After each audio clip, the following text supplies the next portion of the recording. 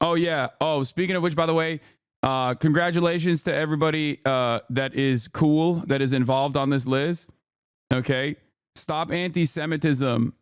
Stop Antisemitism has decided 2024 Anti-Semite of the Year top 10 finalists. Hasan Piker, Cori Bush, John Cusack, Greta Thunberg, and then actual anti-Semites like Jake Shields, Jackson Hinkle, and Candace Owens, and Dan Bilzerian. I don't know who Jess Natalie even is. And then you have, okay, another person who is not anti-Semitic, Bassem Youssef. So it's really funny when these dumbasses openly showcase that they have no interest in like actually tackling real anti-Semitism, and they just want to dilute anti-Semitism and conflate it with anti-Zionism. I probably will end up winning this, by the way, which is really funny. But yeah, you didn't like my post? Oh, I thought I did. Sorry. What? He said some lib things that are anti-Semitic because he lacks materials analysis? No, there are people who have said like straightforwardly anti-Semitic things who also happen to be anti-Israel, okay, but from an anti-Semitic perspective. And then there are people like Greta Thunberg, okay, or people like Cori Bush, people like John Cusack, okay? You're ridiculous. Jess Natalie is the so informed person on Instagram. Okay, I don't know who that is. But once again, notice how someone like Myron isn't on there. Yeah, I mean, there's plenty of real anti-Semites that they could have put on that list with like some level of prominence, but it doesn't really matter because these people are freaks, dude. The people that run this. Yeah, I mean, past year's winners, Rashida Tlaib won 2023. Kanye West won in 2022. That was like a real anti-Semite for once, you know. Anuradha Mittal, the chair of the board of directors at Ben & Jerry's, won Anti-Semite of the Year. Nardine Kaswani, also Ilhan Omar. So I don't know about Nardine Kaswani, but I know Ilhan Omar is not an anti-Semite. And I suspect Anuradha Mittal is also not an anti-Semite as well. I mean, she works for the Jewish-owned brand of Ben and fucking Jerry's, who is very prominently BDS, pro-BDS, boycott, divestments, and sanctions. So I suspect they felt maybe a little embarrassed putting Ben and Jerry on there because they're Jewish. So they were like, let's find someone else. Let's find like a brown woman, and then, you know, that way we'll get to feel better. Also, I have noticed one particular through line here. A lot, just everyone's a person of color. Literally. I don't know how this happened, but that's like 1, 2, 3, 4 people that are not anti-Semitic and anti-Israel. One person that is anti-Semitic. Everyone's a person of color. And mostly brown women too, like black and brown women. What a remarkable coincidence. I'll be the first white man on that leaderboard, baby. Let's go. Put me up there, coach. Ooh, I'm in good company here. I'm about to do DEI to Anti-Semite of the Year. Put a white man in there for once. Goddamn. A person going after real anti-Semitism wouldn't have this type of list, right? It's weird. Yeah, I mean, this is for the record, a list that very clearly, like lists like this and Canary Mission, like these guys very clearly, one, some of them straight up get grants from the Israeli Knesset, so that's like already weird. Okay, you're like a foreign lobby operation, and you get to serially dox American college campus activists and shit. What the f are you doing? That's weird. How the f do we let that slide? That's number one. Number two, these operations are basically, you know, yeah, Global Pop Star 2021 finalists were Ben & Jerry and then Congresswoman Marjorie Taylor Greene. Of course, 2 people on this list are not anti-Semitic and simply critical of Israel, okay? One person literally said Jewish space lasers exist and is responsible for wildfires. And the person who won it was the Ben & Jerry's person. So like, yeah, this is a completely fraudulent thing. It's got no motion. And not only does it have no motion, it's like very obviously, created by some reactionary psychopathic freak that lives in like Long Island or something. It's like one crazy lady who runs this entire account and runs this entire thing. Canary Mission, I think, is like a lot more serious in terms of like its reach, and I believe it also gets like actual grants from the Israeli Knesset too. But yeah, the goal of Stop Anti-Semitism and other organizations like that is specifically to conflate real anti-Semites with people who are anti-Zionists to use, like, to have some semblance of legitimacy to add to the list by being like, see, we packaged up these people who have fought against anti-Semitism and all forms of bigotry always, but they're also against the fascist state of Israel doing a genocide. And that is a crime almost as bad, if not worse, than actually being an out and about, anti-Semite. Oh, I'm livid. This is dangerous. I don't think it's as dangerous. I don't think this is as dangerous. This is not. Like, I think the ADL doing this kind of stuff is probably worse. Oh, Drew made a few months ago video. My goat. Okay, we'll look at that too. God, we have a lot of fun stuff lined up today.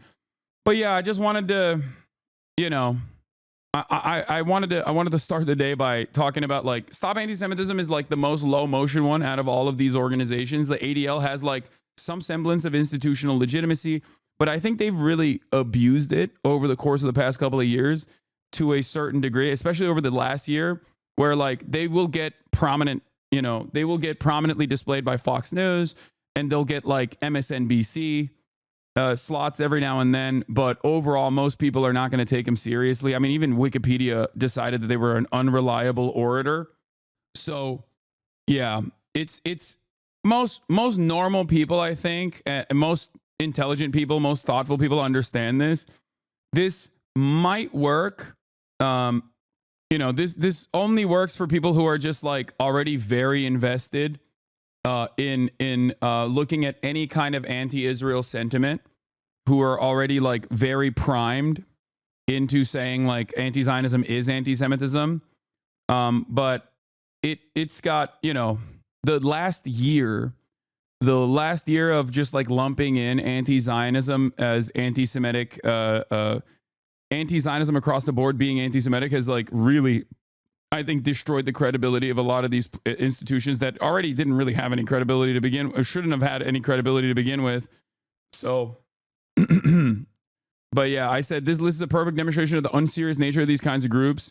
There are progressives who are anti-Israel lumped in with anti-Semites who are anti-Israel. No one is buying this shit anymore. And I believe it. Like, who the is going to look at this and be like, yeah, Greta Thunberg is a real anti-Semite. And so is Cori Bush, and so is Hasan Piker. Maybe they might think I'm anti-Semitic, but like, when you lump me in with people like Cori Bush, John Cusack, and Greta Thunberg, they're like, you're kind of deflating the severity. You're kind of deflating the severity of the accusation. And Bassem Youssef, really suspicious. So yeah, people who aren't familiar with what anti-Semitism is or isn't will believe this. No. And the other side of the story that is like more damaging for at least like my Jewish community members and like Jews in the Western world specifically, the damaging side of this is that most people already have like some level of like underlying anti-Semitic tendencies. So when they see lists like this, it just makes them, I think, lean more in the direction of normalizing anti-Semites, which I don't like and I don't appreciate, and I hate this. So that's why I'm very frustrated with the likes of ADL, because I don't think it's like ridiculous to have an institution that specifically targets anti-Semitism. I think that's a very valid and an honorable goal to have. But I think that it's disgusting and gross when you use real anti-Semitism as a way to just tar and feather anyone who is critical of Israel. Does that make sense? Because that's our overarching goal here. It's basically to just, silence critics of Israel, and it's not working because everyone can see what the is going on. You know what I mean? And every single time people just tie any sort of criticism of Israel to Judaism and then say, oh, you're criticizing Israel because you're anti-Semitic, and then try to package that by looking at actually anti-Semitic people who are also critical of Israel because they're anti-Semitic. Most people are not going to look at that and say, especially right-wingers and stuff, or apolitical people are not going to look at that and say like, oh, wow, I really misunderstood this. I really now think Hasan is an anti-Semite. No, they're going to look at that and be like, Hasan is based just like Dan Bilzerian. Okay?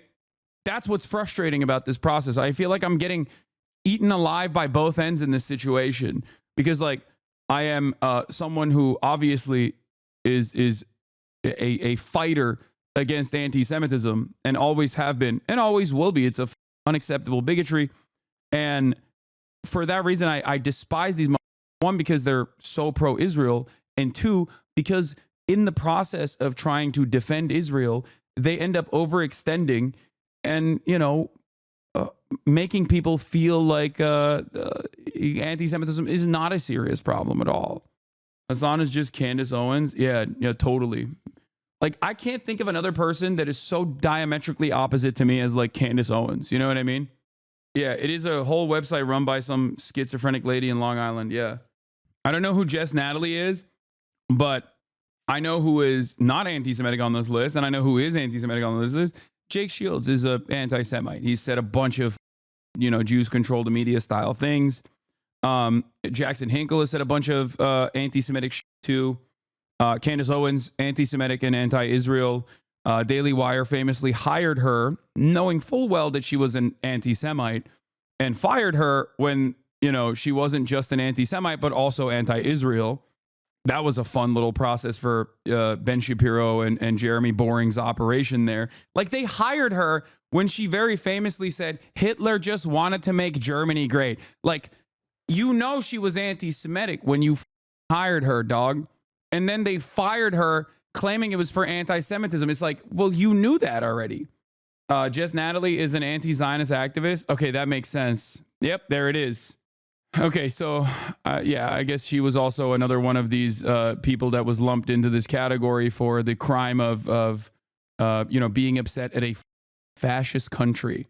Dan Bilzerian has also Dan Bilzerian very famously, if you look at like 30-second clips, you might come across Dan Bilzerian's commentary on Israel-Palestine and think, damn, this guy has some good ideas. But if you watch the clip thoroughly, okay, if you watch like the next 30 seconds, you're like, oh my God, he is an insane anti-Semite. And it's a gross situation. But yes, he is yet another person that like very clearly has a lot of anti-Semitic opinions. And then Bassem Youssef is not an anti-Semite either. Dan Bilzerian's Barstool correct? No.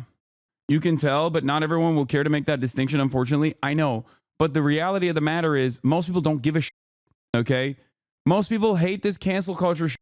Everybody hates it. Everybody knows exactly what it is. So when you're constantly playing the role of a hall monitor going me, and crying about it, most people just go, yeah, I don't really give a shit. Okay, they're anti-Semitic. Who gives a suck my dick? That's the other side of it. Click translate Zionism as Nazism. Look at the genocidal rhetoric in front of everyone without repercussions. All right, this is Sunday Fun Day. Okay, we're not going to dive deep into Israel's, atrocities today.